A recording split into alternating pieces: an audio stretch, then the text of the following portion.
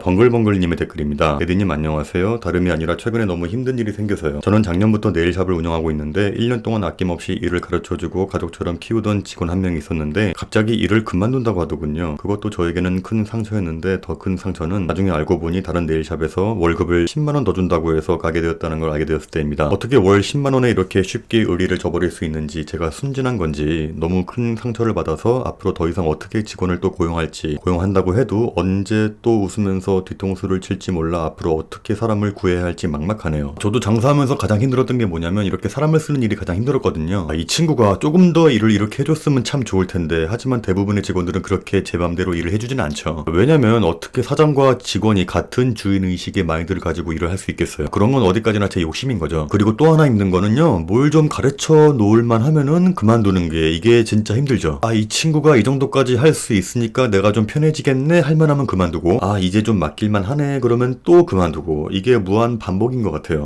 그런 관점에서 본다면 저는 사연자분의 마음이 지금 얼마나 허탈하고 씁쓸할지 잘 알겠어요. 잘 알겠는데, 근데 한 달에 10만원 더 주는 곳으로 옮겼다고 해서 의리가 없다, 뒤통수를 쳤다, 그렇게 말씀하시는 건 아니라고 생각합니다. 자, 이 의리라는 뜻이 그 사람이 살아가는 데 있어서 마땅히 지켜야 할 바른 도리, 이렇게 나와 있는데, 근데 그렇다면 그 직원분이 한 달에 10만원 더 받기 위해서 직장을 옮긴 게 그 사람으로서의 도리를 어겼다는 뜻인데, 과연 그분이 도리를 어긴 걸까요? 사장님 입장에서는 월 10만원이 너무 보잘것없는 금액이라고 생각을 하시기 때문에 그렇게 화도 나시고 배신감을 느끼시는 것 같은데, 근데 그 직원분의 입장에서는 한 달에 10만원 더 받는 게 정말 간절한 분일 수도 있습니다. 그 10만원의 가치를 자기의 주관대로만 판단하시는 건 아니라고 생각해요. 자, 그리고 10만원 더 준다고 해서 직장을 옮겼다는 그 이야기도 어디서 누구에게 들어서 알게 되었는지는 모르겠지만 단지 그 이유만이 아닐 수가 있거든요. 그 직원분에게 정말 아낌없이 일을 잘 가르치고 가족같이 대해줬다고 하셨지만 그 직원분은 그렇게 생각을 안 했을 수도 있어요. 정확히 무슨 이유 때문에 그 직원분이 그만두신 거는 제가 이유를 모르겠지만, 이번 일로 크게 상처를 받으신 가장 큰 이유가 뭐냐면 그 사람에 대해서 너무 큰 기대를 하셔서 그렇거든요. 이 직원은 내가 잘 가르치고 가족처럼 대해줬기 때문에 앞으로도 계속 쭉 나와 함께 할 사람일 것이다. 그 기대감, 그 기대를 저버렸기 때문에 그 직원이 의리가 없고 뒤통수를 쳤다, 그런 느낌이 들 정도로 큰 상처가 되신 것 같아요. 근데 하지만 그 직원분은 그 사장님에게 의리가 없는 행동을 한 것도 뒤통수를 친 행동도 아니라고 저는 생각합니다. 그 직원분의 입장에서는 충분히 심사숙고해서 직장을 옮기는 게 본인에게 더 이득이 되겠다라고 판단이 되었으니까 그렇게 했겠죠. 오히려 그 직원분이 사장님에게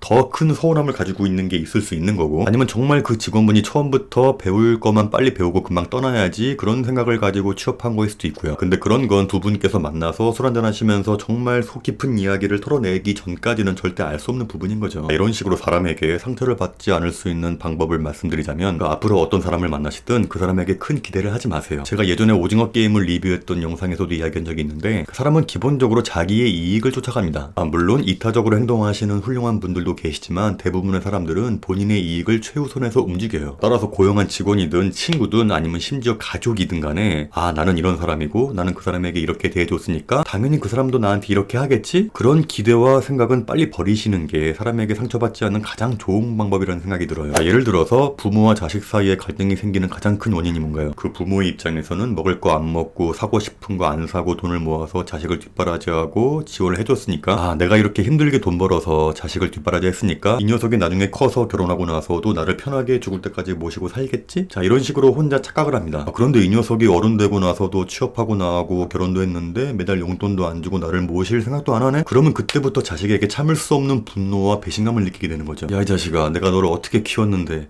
네가 나한테 이럴 수가 있냐? 자, 그런데 자식의 입장에서는 사는 게 빡빡하고 힘들어서 자기 식구 입에 풀칠하기도 바쁜데 내가 어떻게 부모님을 모시고 용돈을 매달 드리고 사냐? 누가 노후 대책 전혀 없이 나한테 올인하라고 했냐? 그렇게 나오는 거죠. 자, 그때부터 그 자식은 천하에 둘도 없는 쓰레기 자식이 돼버리는 그런 최악의 상황. 반대 경우도 마찬가지예요. 부모님이 돌아가시면은 나에게 모든 유산을 물려줄 거라는 그 기대, 혹은 내가 결혼하면은 부모님이 나에게 집을 해줄 거라는 기대. 이렇게 결혼할 때 부모님하고 싸우는 인간들도 많아요. 아니, 자식이 결혼하는데 어떻게 전셋집도 안 해줄 수가 있냐, 부모 맞냐. 이렇게 가족끼리도 어떠한 기대를 하면 안 돼요. 이게 모든 불행의 씨앗입니다. 그리고 두 번째 글을 읽어드릴게요. 이분께서는 이메일로 글을 보내주신 분인데 너무 장문의 글이라 핵심 부분만 읽어드릴게요. 형, 정말 죽고 싶을 정도로 힘들어서 너무 답답한 마음에 염치 무릅쓰고 이렇게 메일을 보냅니다. 답장 안 주셔도 좋아요. 저는 32살이고 8년을 사귄 동갑 여자친구가 있습니다. 정말 만나면서 행복했고 결혼까지 생각했던 친구인데 어제 저에게 이별을 통보하더군요. 제가 변변치 않은 직장에 집안도 잘 살지는 않았지만 누구보다 행복하게 해줄 자신이 있었고 정말 많은 걸 해주었고 미래까지 생각했던 사람인데 이렇게 한순간에 버림을 받으니 살고 싶지가 않습니다. 지금 제가 가진 게 없다고 해서 미래가 불투명하다고 해서 어떻게 이렇게 8년이라는 시간을 한 번에 뒤로 하고 이런 식으로 갑자기 이별을 통보할 수가 있는 건지. 원래 여자들은 이렇게 차가운 존재인가요? 앞으로 누굴 만날 자신도 없고 의욕도 없고 살고 싶은 마음도 안 생깁니다. 이렇게 8년이나 만나고 결혼까지 생각한 분에게 이별 통보를 받으셨다니까 제가 감히 상상이 안 갈 정도로 지금 얼마나 상심이 크실까 생각이 드는데요. 제가 위로를 해드릴 수도 있고 아니면 세상에 여자는 많으니 또 좋은 사람 금방 만날 거다, 그런 뻔한 이야기는 해드려봤자 아무 도움도 안 될 것 같고요. 근데 이번 이야기 또한 아까 제가 처음에 소개해드렸던 월급 10만원 더 준다고 다른 데로 옮겨버린 직원의 이야기랑 같은 맥락에서 말씀을 드릴 수 있을 것 같은데, 제가 두 분의 스토리를 전혀 모르기 때문에 이 글만 봐서 저의 입장에서 왜 여자분께서 이별을 통보했는지는 제가 알 길이 없습니다. 그런데 제가 눈이 가는 대목은 바로 이 부분인데요. 지금 여자분이 떠나신 이유가 사연 주신 분이 가진 게 없고 미래가 불투명해서 떠난 것처럼 말씀을 해 주었어요. 제 생각에는 8년이나 만난 커플이 단 한 가지 이유 때문에 갑자기 깨져버린다라고는 생각하지 않거든요. 여기서 두 가지 가능성이 있는데, 첫 번째 가능성은 정말 그거 말고도 여러 가지 이유가 있었고